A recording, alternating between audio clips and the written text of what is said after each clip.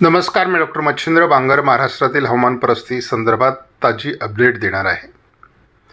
एक प्रभावी अशा प्रकारचा WD उत्तर भारतामध्ये येण्याच्या तयारीत आहे। त्याचा अनेक राज्यांमध्ये पुन्हा प्रभाव पडण्याची शक्यता आहे। दोन्ही समुद्रात फारसं पावसाळी वातावरण नाही। बंगालच्या उपसागराच्या दक्षिण टोकाला असलेलं पावसाचं वातावरण विरुद्ध दिशेने सरकण्याची शक्यता आहे। त्यामुळे एकूणच मध्य भारतावर याचा किती परिणाम होईल हे मात्र बघावं लागेल। नवीन WDमुळे उत्तर भारताबरोबरच पश्चिम भारतामध्ये म्हणजे राजस्थान गुजरातमध्ये देखील ढगाळ वातावरण पावसाचं वातावरण तयार होत आहे। त्यामुळे स्थानिक ढग महाराष्ट्रात तयार होऊ शकतील का हे सुद्धा आपल्याला बारकाईने बघावं लागणार आहे। म्हटलं तर GFS मॉडेलमध्ये नवीन WDचं अस्तित्व दिसायला लागलेलं आहे।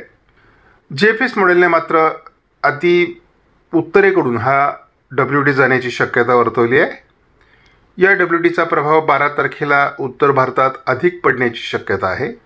13 तारखेला ही उत्तर भारतात WDचा प्रभाव असेल। GFS मॉडेलनुसार 14 तारखेपर्यंत WDचा प्रभाव उत्तर भारतात राहील असा प्राथमिक अंदाज आहे। GFS मॉडेलने स्थानिक वातावरण विदर्भामध्ये 16 तारखेला तयार होईल असा अंदाज दिलाय। महाराष्ट्रामध्ये पावसाची परिस्थिती उत्तर महाराष्ट्र, मराठवाडा आणि विदर्भ या ठिकाणी 17 तारखेला तयार होईल। पुन्हा एकदा महाराष्ट्रामध्ये गारपिटीची शक्यता आणि पावसाचं वातावरण 18 तारखेला तयार होईल असा अंदाज GFSने आज पहिल्यांदा दिलाय। साधारण हे वातावरण 19 तारखेपर्यंत राहील असं GFSचा अंदाज आहे। 11 तारखेलाही याचा फारसा प्रभाव भारतात असणार नाही। मात्र उत्तर भारताला थोडं जी सुरुवात होईल, उत्तर भारतामध्ये याचा प्रभाव 12 तारखेला असेल। उत्तर भारतात 13 तारखेलाही प्रभाव असण्याची शक्यता आहे।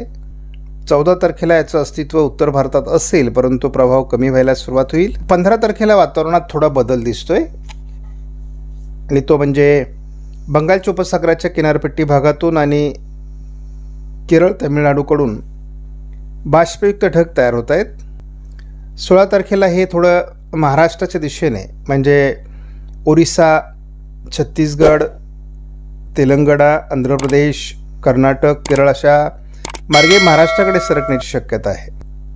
या नवीन मॉडेलने आपल्याला विदर्भामध्ये आणि मध्य प्रदेश, छत्तीसगड, ओरिसा असं पावसाचं वातावरण दाखवायला सुरुवात केली आहे। एकूणच महाराष्ट्रामध्ये स्थानिक ढग निर्माण होण्यासाठी अनुकूल स्थिती निर्माण होऊ शकते व पूर्व विदर्भात पावसाचं वातावरण तयार होऊ शकतं असा एक प्राथमिक अंदाज या ECMWFच्या AIFS मॉडेलने व्यक्त केला आहे। साधारण 20 तारखेनंतर हे वातावरण पुन्हा पूर्व भारताकडे सरकण्यास सुरुवात होईल।